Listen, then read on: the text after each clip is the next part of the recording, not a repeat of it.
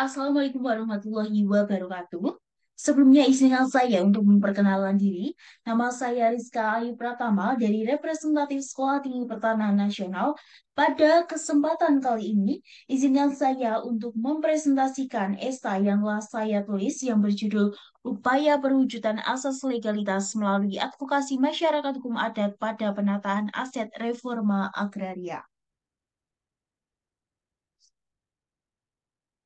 Permasalahan hak atas tanah sering terjadi pada masyarakat hukum adat yang inti permasalahannya dari waktu ke waktu yaitu asas legalitas. Kemudian apa itu asas legalitas? Asas legalitas sendiri yaitu suatu legalisasi kepemilikan yang diakui secara hukum. Dan dalam perwujudan asas legalitas ini cukup rumit sehingga sering terkendala dalam upaya pelaksanaannya. Masyarakat hukum adat memiliki hak adat dalam mengupayakan advokasi, yang mana hal itu merupakan upaya pembelaan terhadap masyarakat adat dalam memperoleh hak atas tanahnya. Pada fakta yang sering kita temui yaitu hak masyarakat hukum adat dalam memperoleh keadilan yang berhak terhadap ganti rugi atas pengadaan tanah seringkali tidak sesuai. Padahal pada PP nomor 39 tahun 2023 dijelaskan pada pasal 1 ayat 2, pengadaan tanah adalah kegiatan menyediakan tanah dengan cara memberi ganti kerugian yang layak dan adil pada pihak yang berhak. Dan dipertegas kembali pada ayat 4, yaitu pihak yang berhak adalah pihak yang menguasai atau memiliki objek pengadaan tanah. Mengacu pada Peraturan Undang-Undang Nomor 5 Tahun 1960 tentang Peraturan Dasar Pokok-pokok Agraria, di dalamnya berisi sumber hukum agraria nasional yaitu hukum adat. Akan tetapi, kita sering menemui pada dasarnya hukum adat memiliki tingkat kelas kedua, sehingga terkadang ada penyelewengan advokasi yang sering berpengaruh pada kesejahteraan masyarakat hukum adat, sehingga dalam perwujudan asas legalitas tersebut harus melalui upaya terhadap advokasi masyarakat hukum adat melalui penataan aset reforma agraria. Fokus reforma agraria di sini yaitu penataan aset. Menurut Perpres nomor 86 tahun 2018 tentang reforma agraria berbunyi, penataan aset adalah penataan kembali penguasaan, pemilikan, penggunaan, dan pemanfaatan tanah dalam rangka menciptakan keadilan di bidang penguasaan dan pemilikan tanah. Nah, dalam ayat tersebut, yang menjadi pokok bahasan yaitu penataan kembali penguasaan yang ditunjukkan pada masyarakat hukum adat karena mereka tidak memiliki aset yang kuat berupa sertifikat hak atas tanah. Akan tetapi, tanah yang mereka tempati sudah sejak lama. Hasil kajian, kasus terbaru yang sedang ada di Indonesia yaitu relokasi masyarakat hukum adat pada Pulau Rempang untuk perancangan proyek Rempang Eco City. Masalah yang penulis teliti yaitu mengenai adanya pemaksaan dalam upaya relokasi serta tidak diakuinya hukum adat karena masyarakat adat tidak memiliki asas legalitas yang nyata atau sering disebut sertifikat. Sertifikat sendiri menurut UU PA pasal 19 ayat 2 huruf C merupakan tanda bukti yang paling kuat. Kemudian permasalahan ini diperkeruh dengan adanya rapat kerja dengan Menteri ATR atau Kepala BUMN dalam Komisi 2 DPR RI yang digelar pada tanggal 12 September 2023. Menteri ATR BPN menjelaskan, beliau mengutarakan bahwa tanah di Limbangan tidak ada HGU.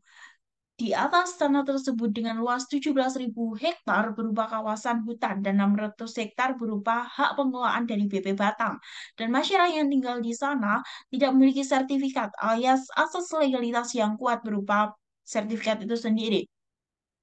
Tidak hanya di Pulau Rempang sebenarnya, banyak juga kasus seperti ini, contohnya di Sumatera, NTT, Kalimantan, dan contoh jelasnya yaitu pada pembangunan Jalan Trans Papua terhadap masyarakat adat Margamomo. Jadi mereka itu tanahnya menjadi pembangunan Jalan Trans Papua, tapi tidak izin kepada masyarakat itu sendiri.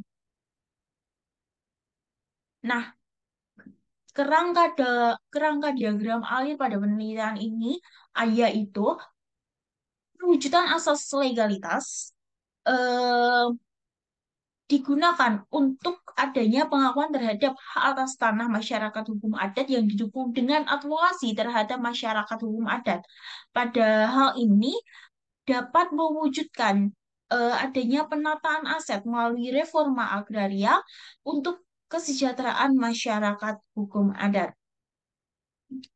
Pada pembahasannya sendiri yaitu pada perwujudan atau proses dalam perwujudan peresmian asas legalitas diantaranya melalui pengakuan hak adat, melalui surat keputusan pemerintah daerah berbentuk peraturan daerah dan peraturan daerah ini menjadi rujukan untuk kementerian terkait KLHK, KKP, atau ATR BPN agar sertifikat dapat diturunkan.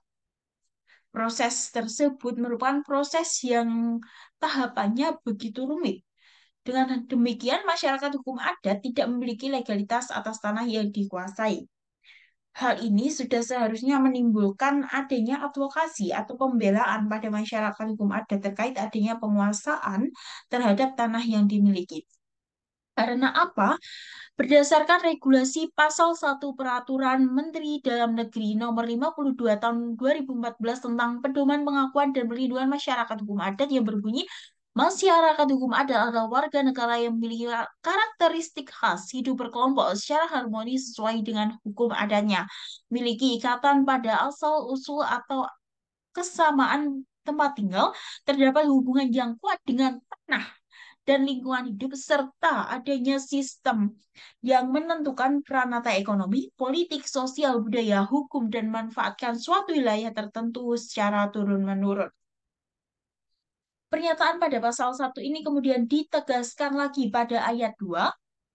Wilayah adat adalah tanah yang berupa tanah, air, atau perairan beserta sumber daya alam yang berada di atasnya dengan batas-batas tertentu dimiliki, dimanfaatkan, dan dilestarikan secara turun-temurun dan secara berkelanjutan untuk memenuhi kebutuhan hidup masyarakat yang diperoleh melalui pewarisan dari leluhur mereka atau gugatan kepemilikan berupa tanah ulayat atau hutan adat.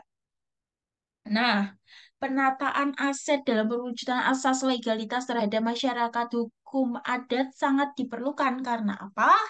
Karena penataan aset ini itu eh, menjadi status bahwasanya masyarakat hukum adat memiliki hak legal terhadap tanah yang dikuasai pada saat ini. Nah, penataan aset ini tidak harus diwujudkan dalam penerbitan sertifikat, akan tetapi masyarakat adat memiliki hak yang sama dengan masyarakat lain agar dalam suatu masalah mengenai hak penguasaan hak atas tanah, mereka mau membuktikan bahwa tanah yang mereka tempati memiliki bukti kuasa dan pemerintah tidak bisa bertindak sewenang-wenang seperti kasus-kasus yang saya paparkan tadi. Dan jika ada pembangunan atau pengadaan tanah atau suatu pembangunan tertentu, mereka juga mendapatkan ganti rugi yang layak dan adil.